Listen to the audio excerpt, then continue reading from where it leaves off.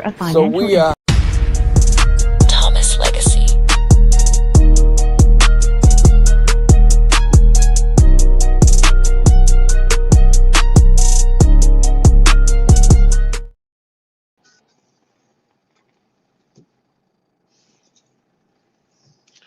Yeah, we are in a impromptu stream live from the whip. I know it's hard to see me, extra lighting, but I just wanted to come on here and explain some things to y'all. If I can get this set up correctly, I want to explain some things to y'all because last night's stream was definitely like that. Last night's streams was definitely cooking,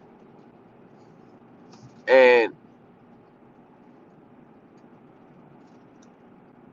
I still don't think people really understands.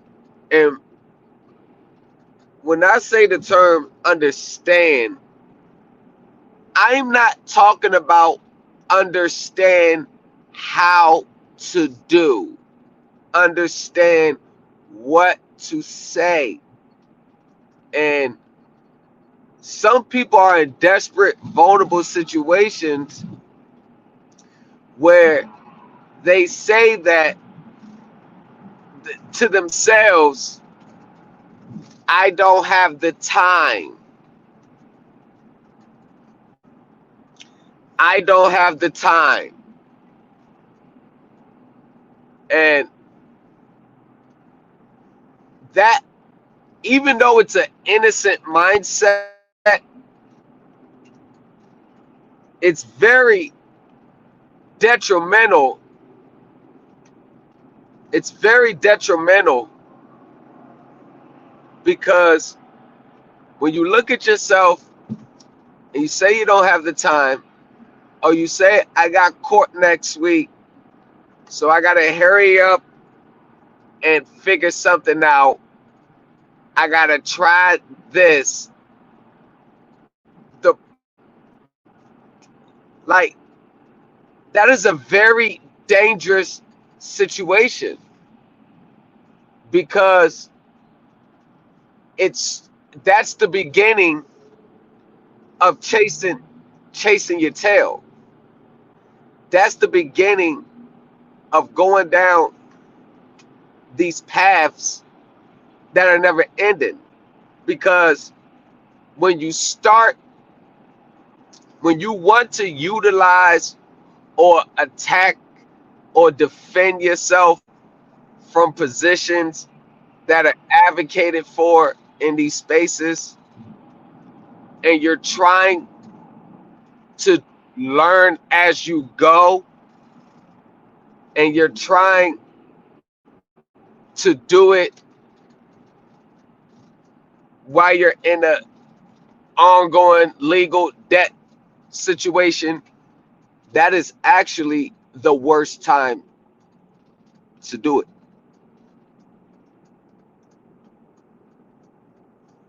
It's actually the worst time. Like, because there is no time for the full understanding of what you're doing, so you can already know how to approach and attack this situation. It's all I got to do something now. It's something that you have to do now. And what I'm trying to tell y'all is,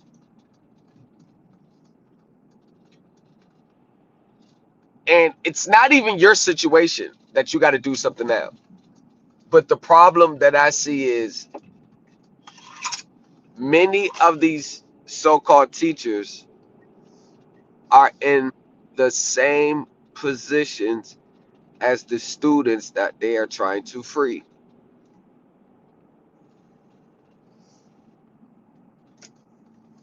And when I say that, I mean understanding and knowledge wise.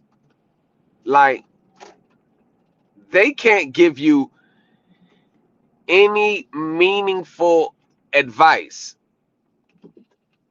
They can't give you no meaningful advice. There's no meaningful advice that they can give you.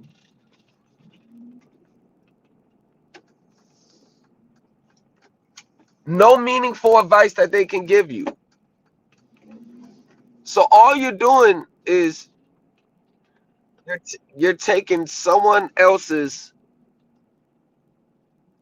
interpretation in which you haven't vetted to see if they actually know what they're talking about.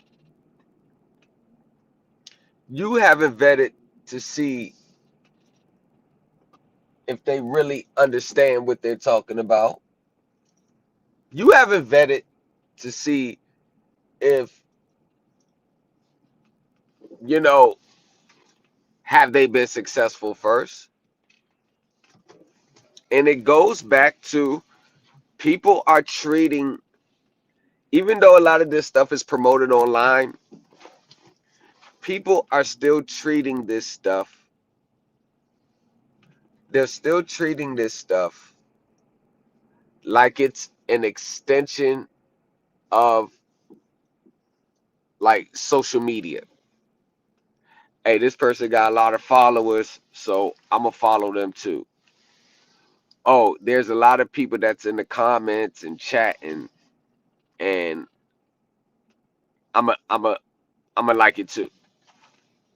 I'm gonna listen to what this person says because they know they must know what they talking about because they got 50,000 followers. Or I'm gonna take what this person says because they know, because they must have they must know, they must be successful if they got 40,000 people following them. They must be successful. But all I question you to do is just go on Facebook, go on social media, and all these people with a lot of followers, all you have to do is look at how much they talk, how much they post, and then look at the results. What results they show. How much results do they show versus how much talking they do? Hell, do they have degrees? Do they have backgrounds in this stuff? And a lot of them don't, just like me. But do they have professionals that are well qualified in that field to be like, yo, yeah, you definitely right. Like, there has to be a measuring stick to the accuracy of what someone's saying instead of just saying, hey, I'm just going to take what you say because you got a lot of followers, or I like you. One second. There has to be more than that.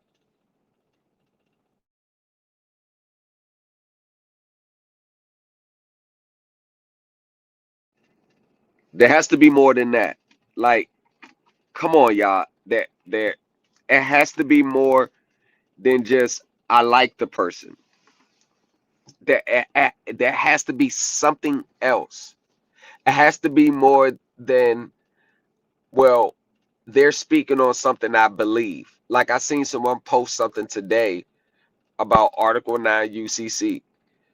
In a mortgage case, you got to prove you're the secure party. You see what I'm saying? It's like stuff like that that I know that that argument is going to fall flat on its face in court. Like, it's the lawyers are going to chew that up and spit it out. I know this because I've seen them do it too many times. One second, let me grab my baby girl. Raya, hold on, hold on, hold on, hold on, hold on.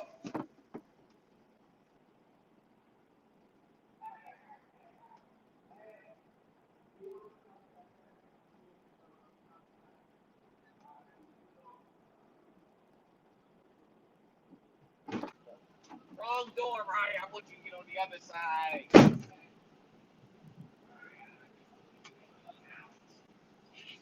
I just told you. Listen. Take your backpack off. All right. Yeah. All right. Right. Ready to go to the mall? For your birthday? All right. Right. I'm live. I'm live right now, right? So you're going to have to watch your words. Don't say too much. You cold? All right, cool. Yeah, with my oldest daughter, uh, with my oldest daughter,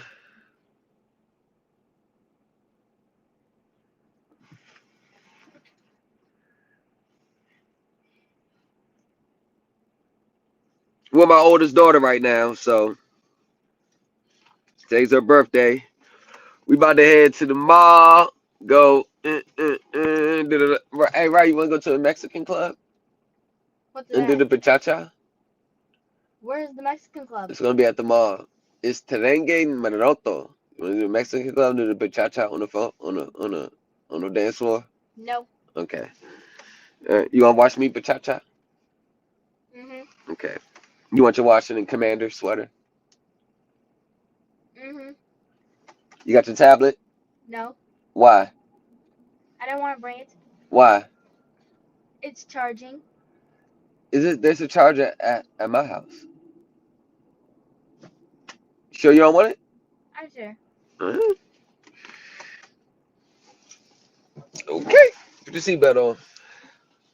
Already on. It's already on? Okay. What's the square root of 5,000? All right, there you go. You got all the answers. You know that one. It's 5 times 5. 10. Ah, got to tighten up, Ryan. It's 25. Okay. But yeah, it gets to the point where like when are we going to change what we doing? Like when are we? How many times do you have to make the same claims, make the same arguments? It gets rejected time after time, until you stop and just ask the question, hey, maybe what I'm doing is wrong. Maybe the foundational stuff I've been studying has been wrong. Why is it so hard to admit, like, when we're wrong? Like, even judges get it wrong. That's why they have appeals court. Like, very few things are 100%. But even if you believe what you're doing is correct, that belief still has to comport with reality. Prime example, if I would have like the emails and the letters and the docs I sent to credit acceptors, right? Prime example. And I send that to them. And then a week later or a couple of days later, whatever, I check my app, customer portal, and nothing changed. Nothing changed. Because the very first letter I sent them in 2024, I sent it in March. They didn't respond till June. But from March to June, it still showed that I had an obligation. Nothing changed on my account. And it wasn't the fact that I was actually looking for it. Nothing changed on my account. It didn't have no pause, no nothing. And they responded in June, was like, you signed a contract, you did this. Okay, so even though everybody was telling me that they BSing, and I know that they BSing, and I know that they BSing. I know that they BSing. Their response to me, I couldn't just look at it like, oh y'all, they just playing games. That's the stuff they do. They never gonna admit. No, because regardless if they admit or not, the threat of legal action and lawsuits, that their company is going to weigh that. Like, hold on, should we pursue? Should we not? But the thing so I say that to say that with the letter in 2024, I couldn't just look at it like, oh, they're just BSing me. That's just them. That's just them BSing me. I couldn't look at it like, oh, they don't know what they're doing. I couldn't look at it like they don't know what they talking about, and just kept trying to hit. At some point, I had to look at it like, okay, well, what about this? What about this letter that made them feel like they had a defense? I had to look at it from both sides. Like, why do they feel so confident that they can defend against this? I didn't look at it like, oh, they just messed up. Everybody was telling me, nah, bro, they be, and to me, I'm like, no, it wasn't good enough, because the way they responded, they was very confident. They were very confident. So for me, I said, there was something that I didn't say, didn't hit on, that gave them the confidence that they can defend this in court. Because when they respond saying, you signed the debt here, you got the contract here, you signed a note to pay this on this day, it's here on this day, yada, yada, yada, you owe, yada, yada, yada, this, yada, yada, yada, that. When they respond like that, I know that's their initial response to you, but it's really giving a tail for legal. They believe that they can defend in court. So if what everybody's teaching or trying to do, the end result is basically saying, I got you. There's nothing you can say. This is the right way. And when this is the right way, that means the right way is a set way. It can be it's recognized in court. It meets the court standards. It meets the court standards. There's nothing they can say. There's nothing they can do. And there's nothing that they can try to come with a defense, because I got them on the law, and the law says this, this, this. So when we look at that standard, when we say we did something right, or we're following the right way, when they respond back saying, hey, in legal terms, we'll be able to defend against this. When they respond back in that undertone, I challenge people to not just automatically say, oh, they're wrong, this is right.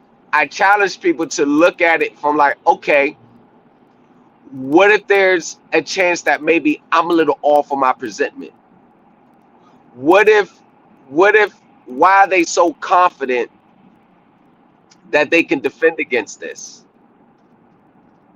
Because if what I'm understanding and what the courts are saying and what's been historically known, then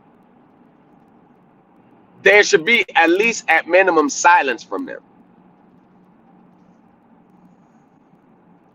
So when you're taking courses of actions and you're saying that you're doing it the right way, and this what the law says, and the law tips on the scale in your favor, then, and if they know what the law says as well, and they know they're going to be bound by the same laws that you're citing, then if they know that, hold on, if he takes us to court or she takes us to court with this law and this authority, we're not really going to have too much to say, right? Let's remain silent, or let's just get rid of this headache, right? So when you don't get those responses, then you got to ask yourself, and I'm not saying you're 100% wrong in your presentment.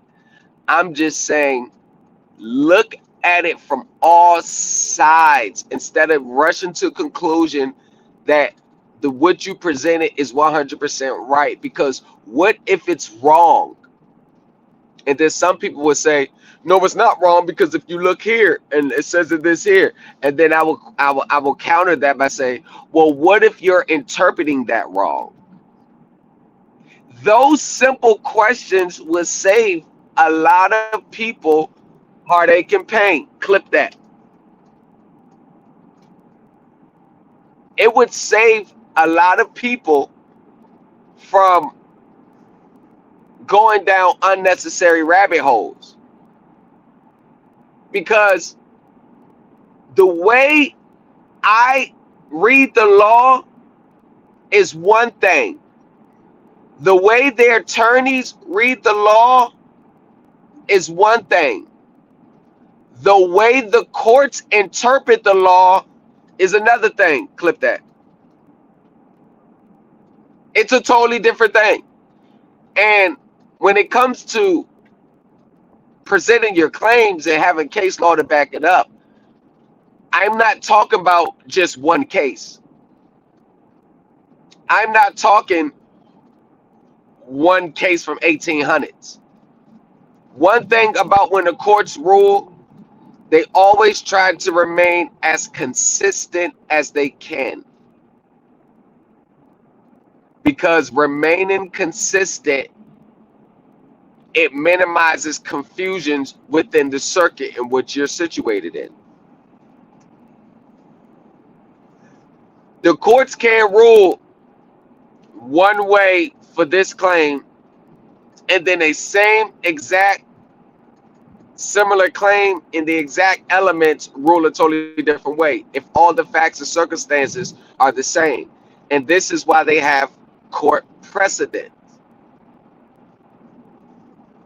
This is why they have court precedent, to prevent one ruling for all the similar cases to be, arbitrary. So when I say, when it comes to accounting and securitization and all the elements and the courses of actions that we discuss in my group, when I say I have, and I'm just being on a low number, at least 50 cases, that's on the low end. All those 50 cases, all the elements are going to be similar. All the court's opinions are going to be similar. We have consistently ruled that this. We have consistently ruled. The problem with a lot of people when they say there's no case law on accounting, because they're treating accounting like it's a anecdotal standalone issue, and by citing the accounting itself gives you a course of action, not knowing that the accounting that you're citing has to be in conjunction with all your other legal courses of actions. Clip that. See, that's what they're missing. A standalone accounting claim, nobody wins, because accounting is nothing but a set of rules and guidelines that may or may not be adopted for financial reporting or financial institutions. Clip that. That's all it is. The accounting is not a legal defense in court. The accounting is only used as evidence to prove your claim. But your claim that you're proving cannot just be based on accounting. You literally have to have a legal cause of action under the statutes and what the courts recognize as a legal cause of action. And when you go into federal court, a lot of people got federal courts very misconstrued. Federal courts are courts of limited jurisdiction. There's not going to be too many claims under federal law that you as a consumer in a contract originated in a state can bring.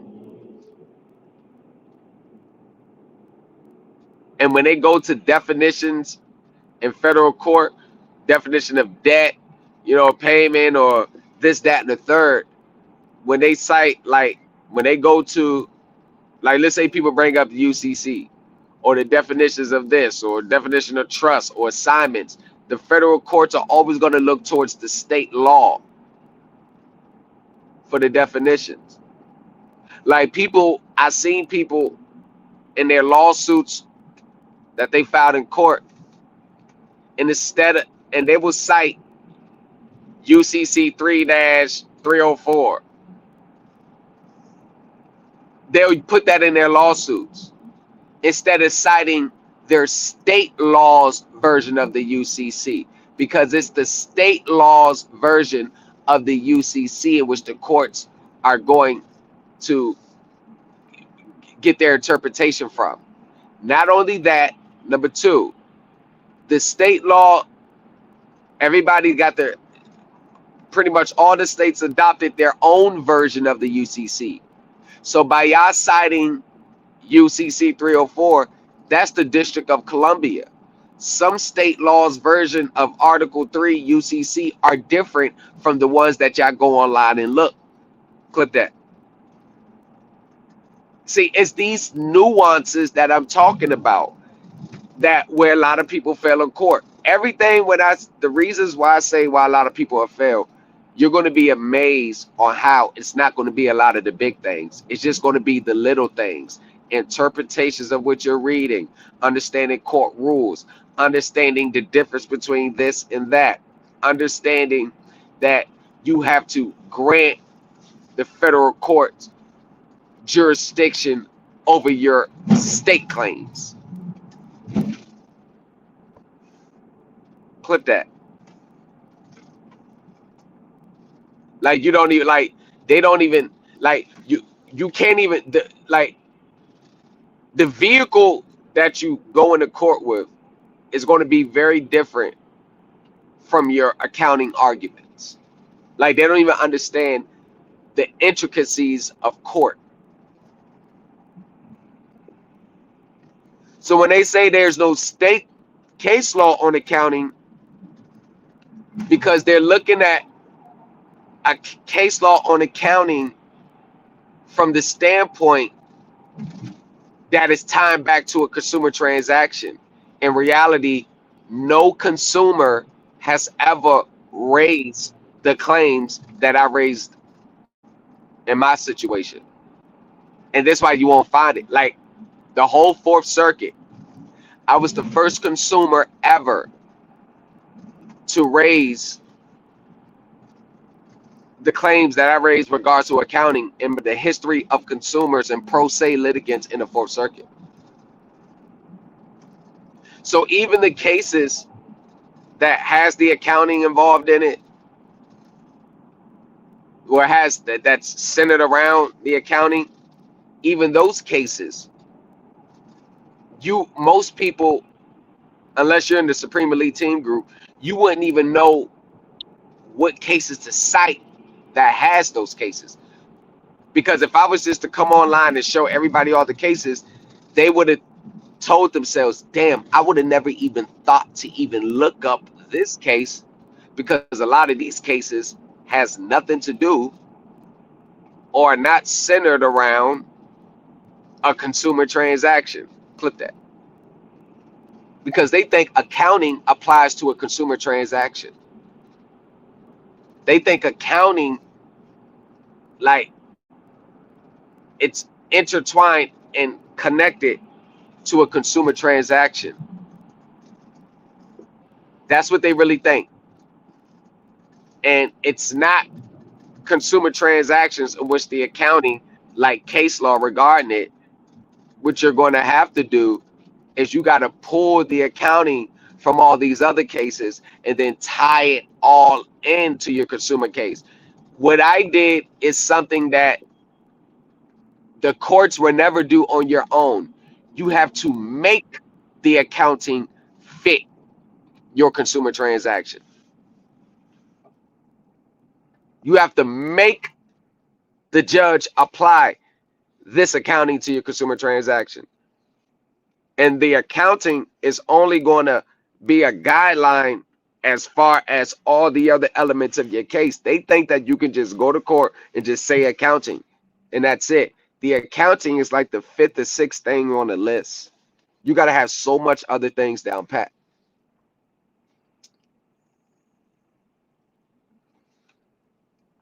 Like, most definitely.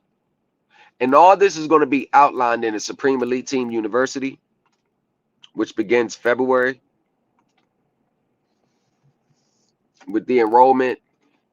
The enrollment is open. I have a few people that the enrollment. You get the enrollment list. This is going to be pretty much it's an enrollment sheet going over the itinerary, what's going to be for the whole semester, yada, yada, yada. What's your reason for coming? Do you have any background in this? There's going to be some information like your age, just like your age, where you're from, your city where you from. Nothing personal like social security numbers or addresses and stuff. Like we don't need that. Emails is just good enough. Homework assignments will be via email. There's going to be a portal set up where all the homework assignments are going to be posted there. Yeah, it's going to be a good one. And another excitement is not only you're going to get my brain and my understanding interpretation, but you're going to get an inside look at the understanding of people who's been doing this for 30, 40, 50 years. Some of the top professionals. And the top professionals, as crazy as it sounds, I never went to them asking them to tell me this or figure this out for me. I always went to them like, yo, this is the section right here. This is what I believe it is. This is what I see. And this is how I think we can tie it back to a consumer transaction. And I mean, this is public. I mean, I posted the videos. I got more videos of the professionals talking about me when my partner, because he's the one that's friends with all of them, and they were all talking about me. I'll be posting that soon. And the partner told us we was this in a master class, the talking about accounting. Actually, we got the final leg coming this week live from New Jersey. I'll be doing the last class live from New Jersey. And that gets into the real breakdown. So in that class, got 3 so far. One more class that is still ongoing. You actually see the real accounting and how we tie it back to us as a consumer. And why is that so vital? Because less than 1% of all pro se litigants in the world would even think about bringing it up as an argument. Like, it won't even cross their radar. Like, it's nothing even be. They won't even do this. And I'm always trying to stay innovative because I know the system often changes. I know there's always new rules. There's new regulations coming out every day. There's new securitization trusts set up every day. So I actually am still a student of this. student of accounting, student of securities law, student of corporate world, a student of corporate structuring.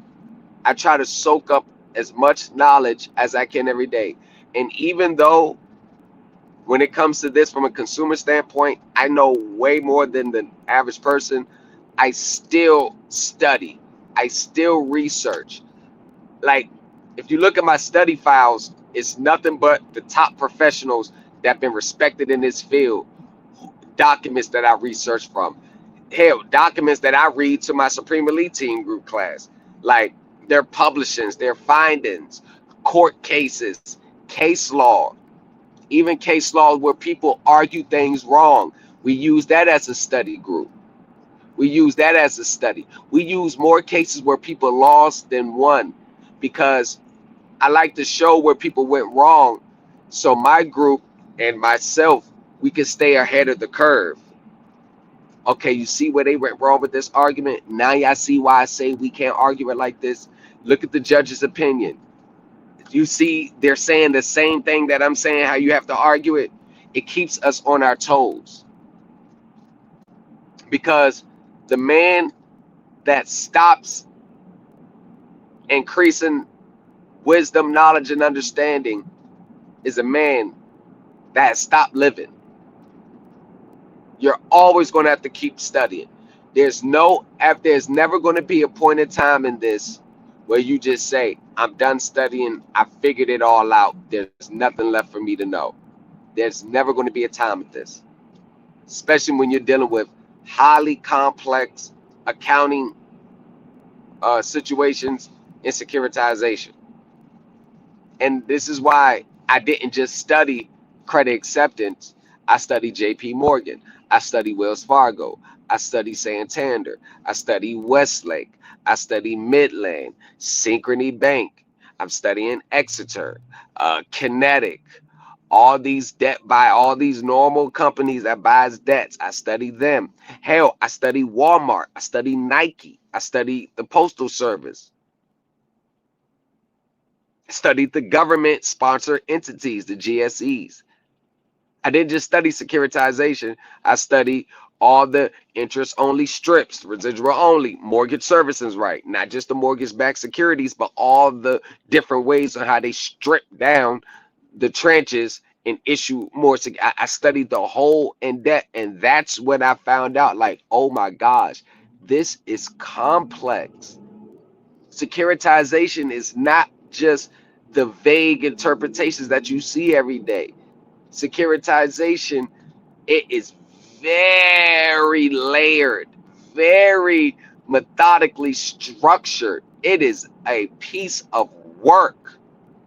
And then me understanding accounting and just investigating and studying, taking so many hours a day dedicated throughout the week, that I understood that, oh no, it's not just one accounting standard that you have to cite to prove your case. You got to cite like 7 or 8 of them, and they all got to intertwine. You all got to line those different standards, all because those different standards are all interconnected, and they're painting the picture that we want the courts to see. But every single one of those different accounting standards, they got their own set of rules, and none of that shit is 2 or 3 pages. All of it is lengthy. And then understanding the different diagrams, and before all that, understanding the language to the terms that they use. Clip that. Understanding the language, understanding how it starts off as a mortgage note, but it takes on 4 or 5 different names. And when it hits the secondary market, it takes on a totally different name. Like the intricacies on how they structure them. I see, before I could ever think about how to get my argument down pat, I had to understand how they operate first. from the most intricate details to the most insignificant ones.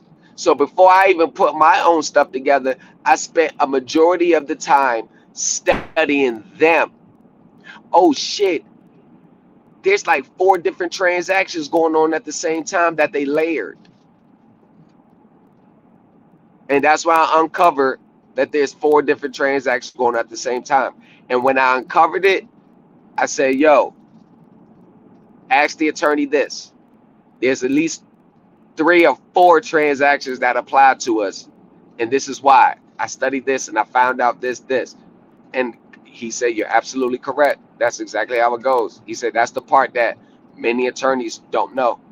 He said, that's what makes securitization so complex. It's a bunch of layered transactions, all disguised. And I was like, damn, I just told the group that 2 nights ago in class.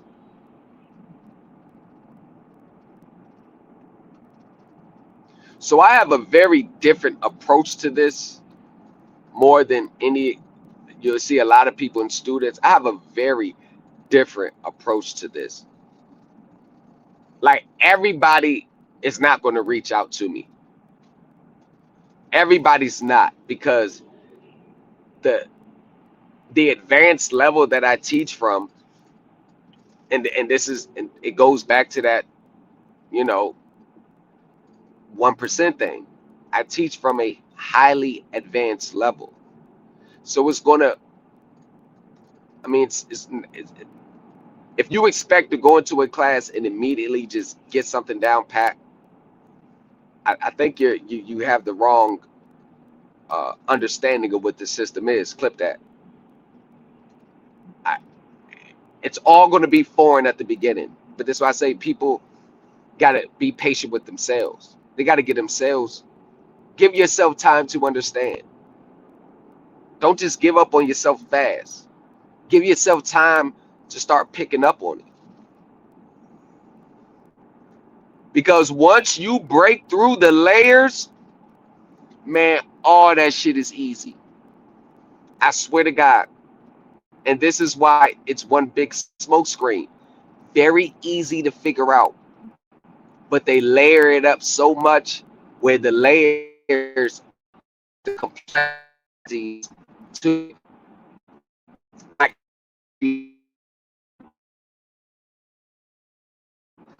I know how I can look at a standard balance sheet and none of it is going to say auto loans or mortgages.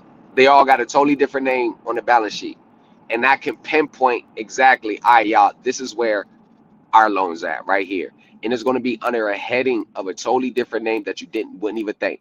So if you're looking at it like, all right, my mortgage, my auto, yeah, it's going to be referencing it, but it's going to be saying a totally different name. So I always tell people, learn the legal terms to how they define them. Learn how to speak their language. Learn how to operate in their world. You can't try to impose your belief in that world. Your beliefs has to comport with the realities of their world. Clip that.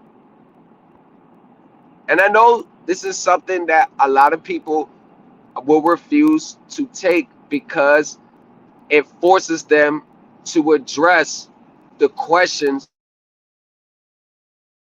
that they don't want to. Clip that. Have I been wrong? What if I'm wrong? A lot of people are scared to ask themselves that question. What if I've been wrong? What if I brought this packet and I was wrong? It wasn't correct. What if I paid all this money to these teachers and none of it was ever going to work from the beginning? Clip that.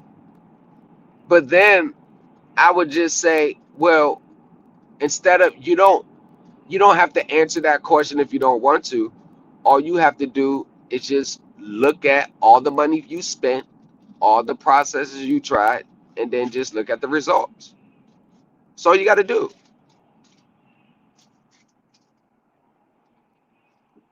That's all you gotta do. I swear, when I say the result is 1%, because once you find a lane that works for you, there's no need for you to start learning new stuff. The only things that you're going to learn that's new are things that are going to enhance your foundation. There's no need to be floating around in different spaces, trying to learn this and learn this. Now, once you find what works for you, and that's your reality, and that reality comports economically to that world, I swear to God, there's nothing new that you need to learn. Everything that you're learning is just enhancing and increasing what you already have built upon. Clip that.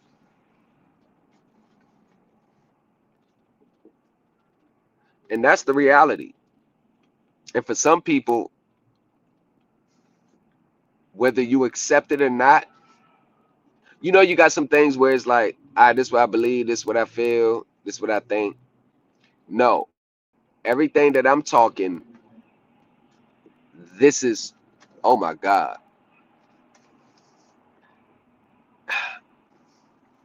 Everything that I'm talking, this is just what it is.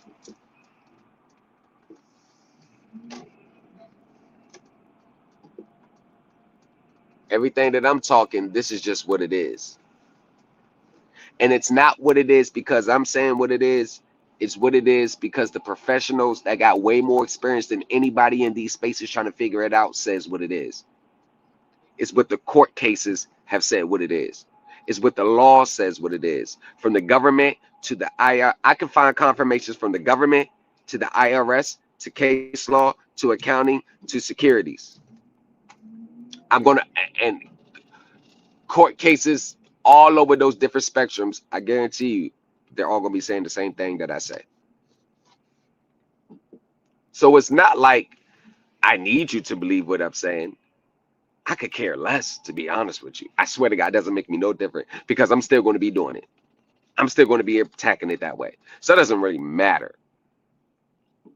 And that's why I don't need to be online 7 days a week, 5 hours a day, trying to get paid off the app or something, because I know I'm utilizing this in real life. I'm a living beneficiary, direct beneficiary of my teachers and study. This truck that I'm in right now, as you can see, I'm benefiting from my understanding of it. I'm a direct beneficiary of it. Having a vehicle and not being legally obligated or legally and proving that you're legally not responsible or obligated at the contract face amount. And take me out of it, I'll prove the same thing with anyone else in their financing. Because it's all the same. I done seen it 100 times. You know how many contracts I've read? Do you know how many securitization structures I've read? They got their own different elements, but all the core issues will remain the same. Hell, even if it's not a securitization, even if you just deal with a credit union, it doesn't matter. It doesn't matter.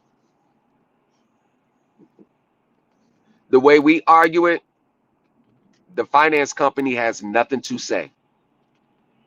As a matter of fact, they're not going to want to say anything. They have nothing to say.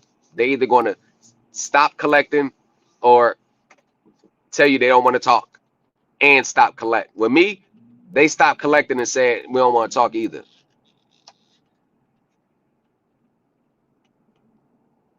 Now, is that to say they're not going to fight in court?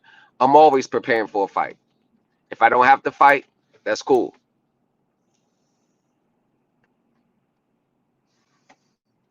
But I do know one thing.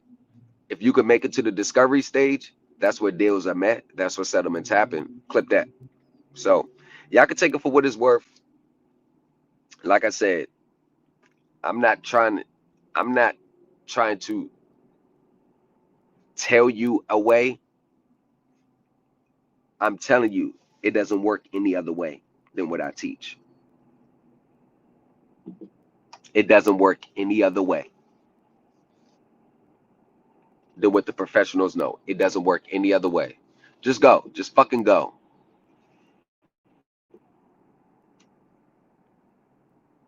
It doesn't work any other way. That's the reality. It does not work any other way. I wish it did.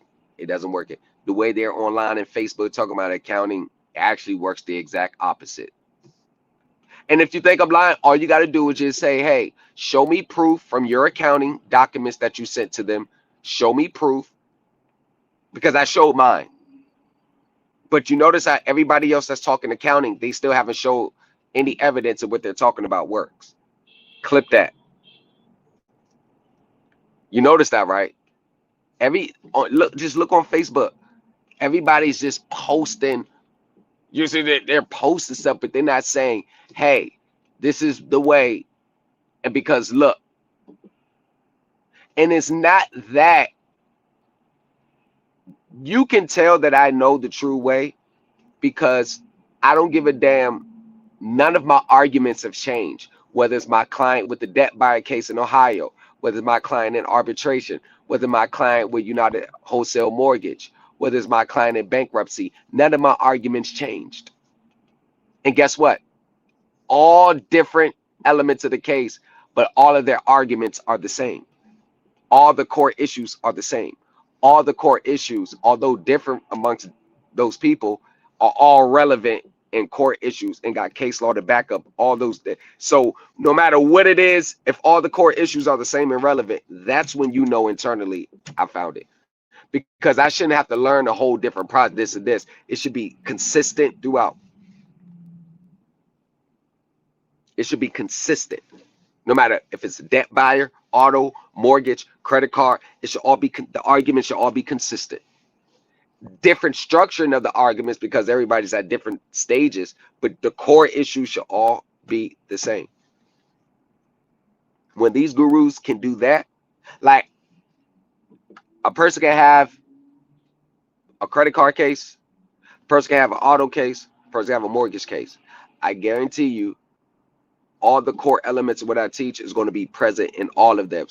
Argue and structure in 3 different ways to match their own specific circumstances. This is why I don't believe in a packet, one size. Anybody that's online selling a packet for $222 and everybody just buys it, it's bullshit. It's a money grab. Now clip that. Wanna know why? Because there's no way that one general packet can meet the requirements of every specific case. Yeah, the core issues that what I argue are all the same, but the presentment is going to be different from this case to this case because everybody's case is different. So when they got these generalized packets and courses and templates, best believe it's nothing but a money grab, because it's in the lawyer. We was talking about that. It's virtually impossible for you to have a general packet on this dealing with accounting securitization, because everybody's at different stages. But the mere fact they think that it's one shoe fits all, that it just shows lack of understanding. And see, I don't look at, oh, you don't know what you're talking about, you don't know what you're talking about. I look at, do you understand this system or not? And for me, it doesn't take long to know if somebody understands the system or not, just based on the stuff that they teach. A lot of people look at it like, oh, that's nice. Oh, that's good. I'm going to try that. And I can look at it 5 seconds like dead on arrival. So that's what it is, y'all. That's all I have for tonight. Y'all stay blessed, stay safe, and remember, Supreme Elite Team, where everyone else fails, we succeed.